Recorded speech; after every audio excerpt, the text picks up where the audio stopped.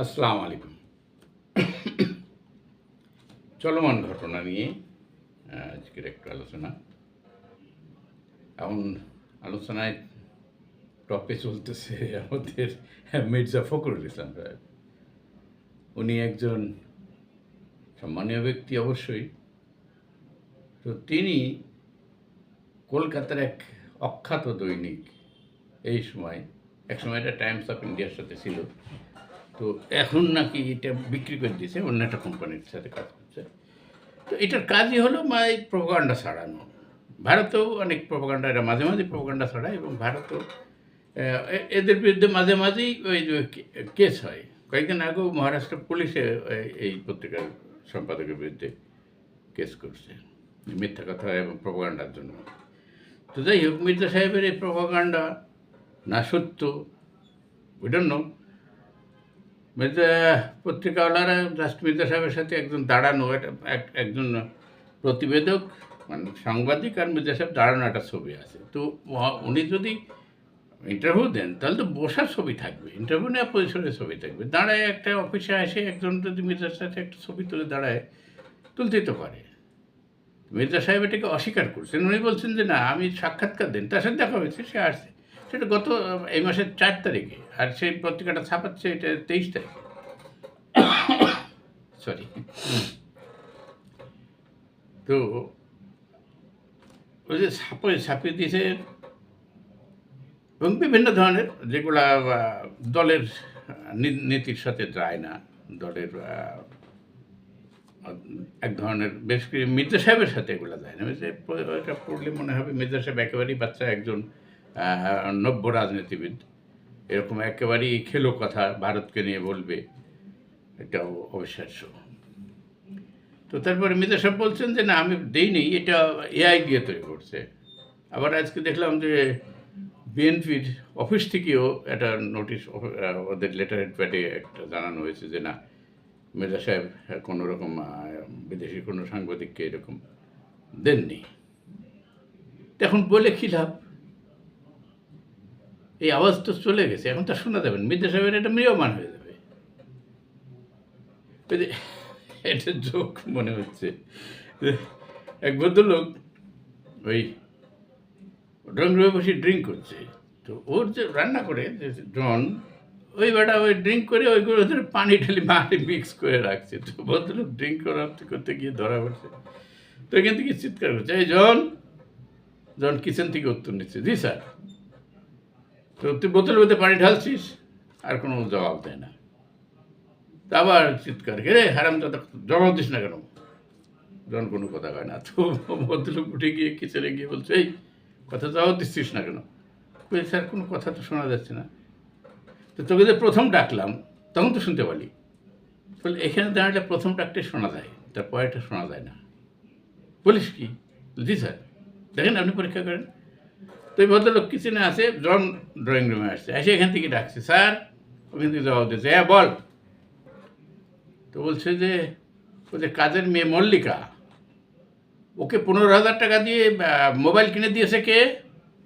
উনের কথা বলছে না। গতকাল ওকে নিয়ে সিনেমায় গেছিল কে? ভদ্রলোকের কথা বলছে না। এবারে ভদ্রলোক ওখান থেকে এসে জনকে বলছে, জন তুই সত্যি ঠিকই বলছিস রে, ওখান থেকে কোনো কথা শোনা যায় না। মির্জা সাহেবের কথা এনে যতই বলুক যে আমি বলিনি, এ আর শোনা যাবে না, ম্রিয়মান হয়েই থাকবে। তো যাই, আর একটা হট নিউজ, ওই যে ডিম মারা আওয়ামী লীগের, এদের যা অভ্যাসটাই করেছে। তো ওই যে কুকুরের অভ্যাস, কামড় দিয়েছে, ডিম মেরে দিয়েছে। তো সেদিন এটা অ্যাভয়েড করা যেত হয়তো, অ্যাম্বাসির কিছু লোকজন হয়তো আরও সতর্কতা হলে এটা অ্যাভয়েড করা যেত কিনা। বিএনপির ছেলেরা ওই 8 নম্বর গেটে ছিল, কেন তাদেরকে নিয়ে আসা হলো ওই 4 নম্বর গেট দিয়ে, এটাও একটা রহস্যজনক। আবার দেখা গেছে যে মিশনের এক অফিসার, যিনি নাকি এর আগে ছাত্রলীগের ক্যাডার ছিল এবং আওয়ামী লীগের অমলিতে সে গেছে, চাকরি পেয়েছে, তাকে বদলিও করা হয়েছে নেপালে, সে স্টিল ইজ দেয়ার। তো সে মির্জা সাহেবের হাত পাকড়ায় নিয়ে যাচ্ছে, এটাও একটা হট লুকিং এবং হাউ ডিয়ার, এটা তো আনবিলিভেবল। সে এটিকেটও জানে না, এইসব লোক ফরেন মিশনে কাজ করে কী করে? এছাড়া মিশনের হয়তো কিছু করা ছিল না, যেহেতু নিউ ইয়র্কে তো জাতিসংঘের স্থায়ী এক মিশন, তারা তো এই কাজগুলো করবে না। এবং বাংলাদেশের সরকারের যে মিশন এটা হলো ওয়াশিংটনে। তো তারপরেও ওখানে একজন কনসুলার আছেন, কনসুলার চিঠি দিয়েছিলেন ওকে ওয়াশিংটনে, যে এরকম একটা কিছু হতে পারে, যা প্রিকশনও নেয়। আর প্রিকশন কী বা নেবে সেই সময়? আমি একজন রাষ্ট্রদূত, সাবেক রাষ্ট্রদূতের সাথে কথা বললাম, তিনিও বললেন যে না, এখানে আর মিশনের কিছু করা ছিল না, যথেষ্ট যা করেছে হয়তো আওয়ামী লীগ করেছে, এখানে মিশনের কিছু করা ছিল না। আর ওই যে ডিম মেরেছে, এটাও আমেরিকান আইনে ডিম মারাটা it's not a big crime, ওর কিছুই হবে না, ছেলেটাকে ছেড়ে দেবে। তো আজকে দেখলাম যে ছেড়ে দিয়েছে। তো যাই হোক, এখন এই ডিম মেরেছে যে ওই ছেলেটার নাম হলো জাহিদ হাসান, ওর বাড়ি হলো শরীয়তপুরে। তো ওই ডিম মারার অপরাধে আজকে সবাই এই এনসিপি ছেলেগুলো গিয়ে ওর বাড়িতে যে ডিম মেরে আসছে, অনেকগুলা ডিম। তো মারলি মার বাবা, তোরা তো ডিম মারলি, ওর সাথে একটু ঝাল মরিচ টরিচ মাখাই দিতি, পেছাটা রোদে শুকাই গেলে একটু অমলেট টমলেট নিয়ে খেতে পারত। আচ্ছা, এই হচ্ছে মানে হট নিউজ 2 দিনের। তো আজকে একটা স্যাড নিউজ হচ্ছে, এই যে রাজধানীর হাতিরঝিল আবাসিক একটা মাদ্রাসা, শেখ জনুরুদ্দিন দারুল কোরআন মাদ্রাসা, আজকাল তো অনেকেই যে মাদ্রাসায় দেয় বাচ্চাদের হাফেজে শেখার জন্যে, এবং বাবা মারও আকাঙ্ক্ষা থাকে ছেলে হাফেজ হলে তাকে বিনা হিসাবে বেস্টের 10 জনকে নিয়ে চলে যাবে, এই হিসাবে দেয় ছেলেপেলেকে হাফেজ করতে। তো একটা 12 বছরের একটা ছেলে ওই 6 তলার টয়লেটের গ্রিলের মানে টয়লেটের মধ্যে, টয়লেটের যে গ্রিল আছে, গ্রিলের সাথে প্লাস্টিকের রশি গলা জড়ানো, সে ওখানে ঝুলছে। ভেরি স্যাড, একটা 12 বছরের ছেলে আত্মহত্যা করছে। এটা কি বিশ্বাস করবে কেউ? নাকি এর সাথে অন্য কিছু আছে? মাদ্রাসায় যে এই যে সোডামাইজড হয়েছে, এসব পরে বলে দেবে বলে ভয় মাদ্রাসা শিক্ষকরাও করে এরকম, এটা হইতে পারে। যাই হোক, এটা আগে বলা যাবে না, যেহেতু ইনভেস্টিগেশনের ব্যাপার, পরে হয়তো জানতে পারবো আমরা। তো এইরকম আরেকটা ঘটনা ঘটে গেছে যে খাগড়াছড়িতে এই একটা মেয়ে উকানু মারমা ওই স্কুল থেকে আসতেছিল আর কি, তখন প্রাইভেট পড়ে আসছিল বাড়ি পড়ে, রাত্রিবেলা একটু রাত্রি হয়েছিল, প্রাইভেট পড়ে বাড়িতে আসতেছিল, গণধর্ষণ করছে রাস্তায়। এটা নিয়ে উত্তপ্ত পাহাড় উত্তপ্ত হয়েছে। কালকে মনে হয় এরা হরতালও ডাকছে, সারাদিন হয়তো বন্ধ থাকবে, রাস্তাটা অবরোধ করবে। তো সরকারের উচিত তাড়াতাড়ি এখানে একটা ব্যবস্থা নেওয়া।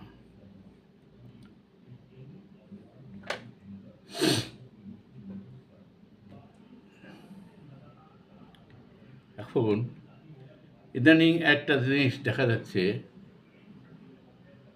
বিনা পয়সার নাপিত রাস্তায় ঘুরে বেড়াচ্ছে, কিছু ওই জব্বা করা হাতে ওই ট্রিমার নিয়ে ওরা ঘুরে বেড়াচ্ছে রাস্তায়, মানুষের বড় লম্বা চুল টুল ধরে কেটে দিচ্ছে। কেন করছে এটা? এই করে ইসলামকে কি করছে? ইসলামকে বর্ধিত করছে না কলঙ্কিত করছে? ওরাই জানে, এই মৌলবীরাই জানে। কয়েকটা দেখলাম এই যে ভিডিও আসতেছে, শর্ট ভিডিও সব চলে আসতেছে, ধরে চুল কেটে দিচ্ছে, এরা সব কান্নাকাটি করছে, এ করছে, ও করছে। এই অর্ডার তাদের কে দিল? না ইসলাম, না সরকার, নাকি কে? কোথায় থেকে এই অথরিটি তারা পালে ওদের সবাই চুল কেটে দিতে হবে লম্বা চুল থাকলে? এইগুলা আমার মনে হয় যে ছোটোবেলায় ওই যে মাদ্রাসা পড়ার সময় এগুলো সব ওই সোডামাইজড হয়েছিল, যার জন্য এরকম নিষ্ঠুর এবং এই বদমেজাজ হয় এরা, তারা এইসব কাজ করে বেড়ায়।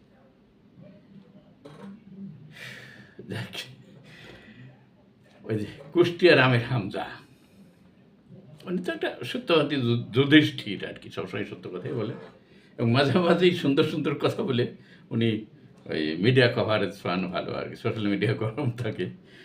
তো 2 দিন আগে উনি বললেন যে উনি নাকি ওই জার্নালিজমে ভর্তি হয়েছিলেন জাহাঙ্গীরনগর বিশ্ববিদ্যালয়ে।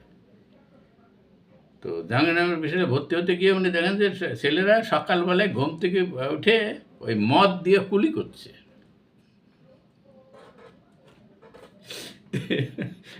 এই মদ দিয়ে পুলি করা উনি সহ্য করতে পারেননি। উনি ওই পড়াশোনা ছাড়িয়ে দিয়ে চলে আসছেন আর কি। তো উনি যে সময়ের কথা বলছেন সে সময় জাহাঙ্গীরনগরে ওই জার্নালিজম কোর্সই চালু হয়নি। এটা চালু হয়েছিল মনে হয় 2011-12 দিকে। তো যাই হোক, এটা বলার পরে ওই যে জাহাঙ্গীরনগর বিশ্ববিদ্যালয় আবার তার কাছে নোটিশ পাঠিয়েছে যে 48 ঘন্টার মধ্যে তোমাকে মাফ চাইতে হবে, যদি না চাও তাহলে তোমার বিরুদ্ধে আইনত ব্যবস্থা নেওয়া হবে। এখন দেখা যাক মাফটা চাই আবার কি বলে। এদের তো লজ্জাও নাই, কিন্তু ইয়ে করতে বাদে না। তো আচ্ছা, যাই হোক, এই ব্যাংকিং সেক্টরটা কি মাঝে মাঝে মনে হয় যে ভালোই চালাচ্ছেন আমাদের অর্থ উপদেষ্টা, আবার মাঝে মাঝে সব ছেড়ে ছেড়ে দিয়েছে কিনা। এই যে সাবেক ভূমিমন্ত্রী Saifuzzaman Chowdhury bank account freeze, অথচ সেই সব অ্যাকাউন্ট থেকে তার চেক ব্যবহার করে টাকা তুলতেছে। এটি অবিশ্বাস্য। প্রায় 1,76,00,000 টাকা তুলে ফেলছে তার ওই কর্মচারী, মানে একজন এজিএম, ওই আরামিড গ্রুপের একজন এজিএম, যাই ওই টাকাটা তুলছে কীভাবে, হাও? সেই ওই যে বজ্রাটনি ফসকাগিরি হয়ে যাচ্ছে নাকি? আমি ওই যে এর সময় মানে কত 78-79 সালের দিকে হবে, বেকার মানুষ তো খুলনায় একটা মেয়েকে প্রাইভেট পড়াতাম। ওর বাবা হলো লেবার সর্দার। ভালো কামায়, ডেইলি অনেকগুলো টাকা কামাই করে বাড়িতে আসে। বাবা মা দুজনই অশিক্ষিত, বাট তারা চায় তার মেয়েটাকে শিক্ষিত করতে। ভালোই পড়াচ্ছে, ক্লাস 10-এর ছাত্রী। তা আমি যত পড়াই আমার মুখের দিকেই শুধু চাই থাকে। একদিন বললাম যে কী ব্যাপার, তুমি কিছু পড়ো, তুমি এভাবে থাকছো কেন? পড়তে হবে তো। তো উল্টা আমাকে বলছে, আমার কথাটা আজও মনে আছে, যে স্যার পড়ে কী হবে? পড়ে কী হবে মানে? বলে আমি পাশ করলে আমার বাবা মা আমাকে বিয়ে দিয়ে দেবে, আমি ফেল করলে আমার বাবা মা বিয়ে দিয়ে দেবে। পড়ে গেলাম। তো আমাদের এই অর্থ প্রতিষ্ঠা ব্যাংকিং সেক্টর এনার কি মনে করছে যে চলে তো যাবোই 2 দিন পরে, তার এইসব ঝামেলা করে কী হবে, যা হচ্ছে হোক, আল্লাহ জানে তাদের কী প্ল্যান।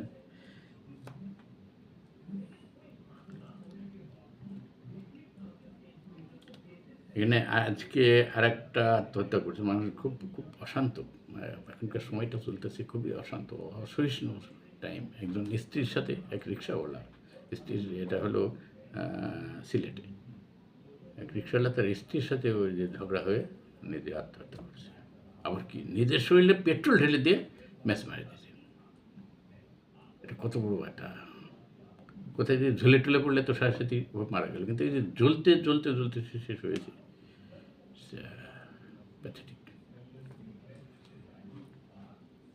আরেকটা সুন্দর জিনিস, যশোরে ওই এক ফুল দোমালি ভদ্রমহিলা, উনি হচ্ছেন বিবাহ করছিলেন,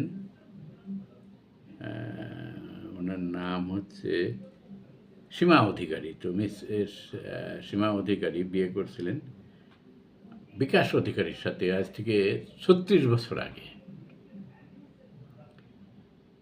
বাচ্চা আছে, 2টো বাচ্চা আছে। এরপরে এই 36 বছর বিবাহিত জীবনের পরে উনি ওই পরকীয়ায় জড়িয়ে পড়েন। উনি ওই, এটা ফরিদপুরের ঘটনা, এই ফরিদপুরে পরকীয়া করেন উনি পলাশকুণ্ডু নামে একজনের সাথে জড়িয়ে পড়েন, প্রায় 2-3 বছরের সম্পর্ক। এরপরে তারা পালিয়ে যায় ইন্ডিয়ায়, 3 বছর আগে পালিয়ে ইন্ডিয়ায় গিয়ে তারা বিয়ে করেন। বিয়ে করার পরে হঠাৎ করে তারা বাংলাদেশে ঢুকছে, যশোরে হোটেলে উঠছে। তো এইটা ওই জানতে পারছে ওনার এই আগের স্বামী বিকাশ অধিকারী, জানতে পারে, সে যাই ওই বউকে হাত ধরে টানছে, আগের বউ।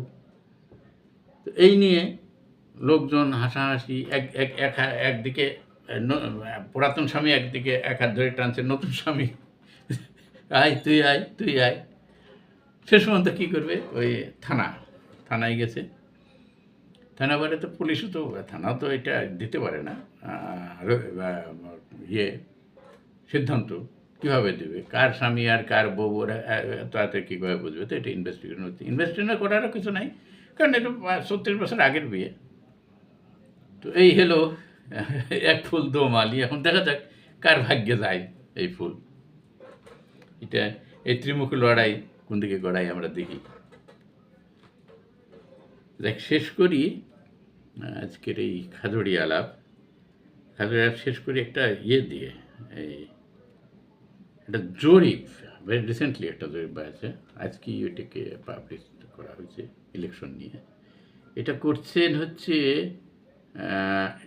ইনোভেশন কনসাল্টিং অনেকে জরিপ করছেন এখন তো এনারও একটা জরিপ ফার্ম মানে ইনোভেশন কনসাল্টিং ওনাদের সাহায্য করছে নাগরিক প্ল্যাটফর্ম ভয়েস ফর রিফর্ম ও BRAIN I don't know they are তাদের নাম আমি আগে শুনিনি এটা হয়তো আমার ব্যর্থতা আমার অজ্ঞতা যাই হোক তারা আজকের এই জরিপের ফলাফলটা তুলে ধরছে জরিপটা চালানো হয়েছে 2 সেপ্টেম্বর থেকে 15 সেপ্টেম্বর পর্যন্ত প্রায় 10,413 জন এই ভোটে অংশ নেন 64 জেলায় 521টি ওয়ার্ডে তারা এটা জরিপটা করছেন 10,000 লোকের 10,000 লোকের জরিপে যেটা পাওয়া যাচ্ছে সেটা হচ্ছে যে 41.3% মানুষ বিএনপিকে ভোট দেবে আর 30.3% জামাত ইসলামকে ভোট দেবে এটা নিয়ে 30% নিয়েও আমার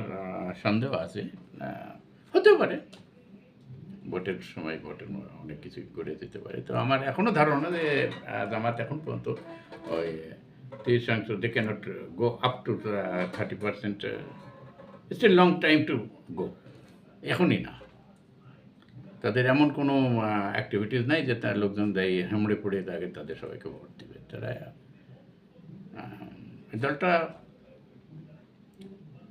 অত্যাচারিত সিম্প্যাথি ভোট কিছু পেতে পারে তাছাড়া তাদের আগের যে ভোট ছিল তাই তাছাড়া এমন কী কাজ করেছে যে মানুষ তাকে ভোট দেবে নেও দেখ দেখ দিলি বা কি না দিলি বা কি জামাত ক্ষমতায় আসলি বা কি বিএনপি আসলি বা কি এনসিপি আসলে কি তো এখানে এনসিপিকে মানুষ সমর্থন করছে 4.1%। আর আমাদের যে ইয়ে আছে আপনার ইসলামী আন্দোলনকে সমর্থন করছে 3.1%। এই হচ্ছে ফলাফল তো দেখা যাক ইন টু অ্যাডভান্স এখনও 6 মাস বাকি তো আর একটা দিল্লির একটা নিউজ দিয়ে শেষ করি দিল্লিতে আপনার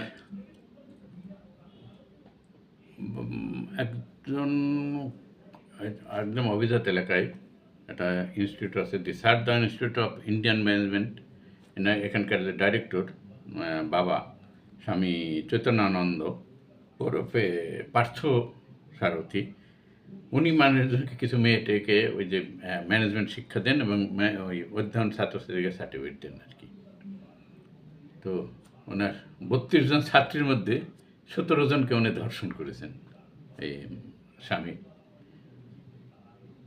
চৈতন্যানন্দ যাই হোক এই গেল এখন ট্রাম্প কাকু তো ফিলিস্তিনকে বলে দিয়েছে যে সবাই এখন ফিলিস্তিনকে তো ইয়ে দিচ্ছে স্বীকৃতি দিচ্ছে তো এখন ট্রাম্প কাউকে বলছে যে ফিলিস্তিনিকে স্বীকৃতি দেওয়া মানে ওই যে ইয়েকে হামাসকে পুরস্কৃত করা তো তার এগেনস্টে আবার হচ্ছে ফ্রান্সের এনামুল ম্যাক্রো কালকে তো রাস্তায় দাঁড়াইছিলেন উনি ট্রাম্পের গাড়ি যাবে উনি রাস্তায় দাঁড় করে রাখছে বেচারা তো ট্রাম্পকে ফোন করে এই যে অবস্থায় কালকে ওই ভিডিও আমরা দেখছি তো যাই হোক উনি আজকে বলছেন যে তুমি যদি বাবা ট্রাম্পকে উদ্দেশ্য করি যে যদি ওই ইয়ের প্রত্যাশী তুমি কী বলে যে নোবেলের যদি নোবেল চাও তাহলে অবিলম্বে বন্ধ করো গাজা যুদ্ধ থামাতে হবে তারপরে চিন্তা করা যাবে যে তুমি নোবেল পাবে কি পাবে না তো যাই আজ এ পর্যন্তই ভালো থাকবেন সবাই থ্যাংক ইউ